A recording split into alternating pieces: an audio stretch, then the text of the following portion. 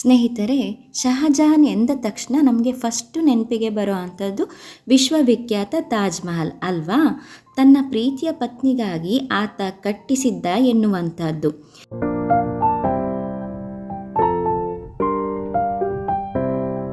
ಈ ಸುಂದರ ಸೌಧ ಪ್ರಪಂಚದ 7 ಅದ್ಭುತಗಳ ಪಟ್ಟಿಗಳಲ್ಲಿ ಕೂಡ ಒಂದಾಗಿತ್ತು.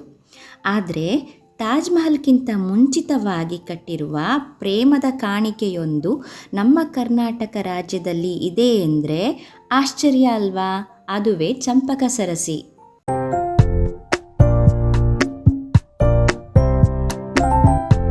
ತನ್ನ ಪತ್ನಿಯಾದಂತಹ ಮಮತಾಜಳ ಮರಣದ ನಂತರ ಮೊಘಲ್ ದೊರೆ ಶಹಜಹಾನ್ ಏನಪ್ಪ ಮಾಡ್ತಾನೆ ಅಂತ ಹೇಳಿದರೆ, ಆಗ್ರಾದಲ್ಲಿ ತಾಜ್ ಮಹಲನ್ನು ಪ್ರೀತಿಯ ಕಾಣಿಕೆಯಾಗಿ ನಿರ್ಮಾಣವನ್ನು ಮಾಡ್ತಾನೆ. ಆದರೆ ತಾಜ್ ಮಹಲ್ ನಿರ್ಮಾಣಕ್ಕೂ ಸುಮಾರು 50 ವರ್ಷಗಳ ಮೊದಲೇ ನಮ್ಮ ಕೆಳದಿಯ ನಾಯಕರೊಬ್ಬರು ತನ್ನ ಪ್ರೀತಿಯ ರಾಣಿಯ ಮರಣದ ನಂತರ ಆಕೆಯ ನೆನಪಿಗಾಗಿ ಈ ಸುಂದರ ಕೊಳವನ್ನು ಪ್ರೇಮದ ಕಾಣಿಕೆಯಾಗಿ ನಿರ್ಮಿಸಿದ್ದಾರೆ.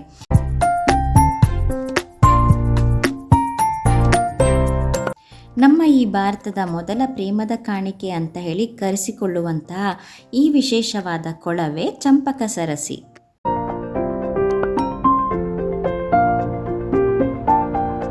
ಇಷ್ಟೆಲ್ಲ ತಿಳ್ಕೊಂಡಾದಮೇಲೆ ಕರ್ನಾಟಕದಲ್ಲಿರುವಂತಹ ಪ್ರೇಮದ ಕಾಣಿಕೆಯಾದಂತಹ ಚಂಪಕ ಸರಸಿ ಎಲ್ಲಿ ಬರುತ್ತೆ ಅನ್ನೋದು ನಿಮ್ಮದೆಲ್ಲರದು ಒಂದು ಕ್ವಶನ್.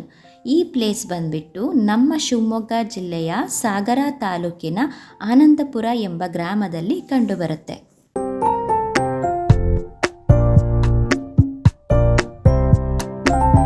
ಫ್ರೆಂಡ್ಸ್, ಈ ಒಂದು ಪುಟ್ಟ ವಿಡಿಯೋದಲ್ಲಿ ಚಂಪಕ ಸರಸಿಯ ಬಗ್ಗೆ ಒಂದು ಪುಟ್ಟ ಮಾಹಿತಿಯನ್ನು ತಮಗೆ ನೀಡಿರುತ್ತೇನೆ.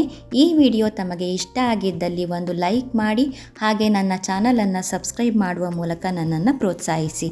ನಾನು ನಿಮಗೆ ಸಿಗ್ತೀನಿ ನೆಕ್ಸ್ಟ್ ವಿಡಿಯೋದಲ್ಲಿ. ಅಲ್ಲಿವರೆಗೂ ಟೇಕ್ ಕೇರ್, ಬಾಯ್.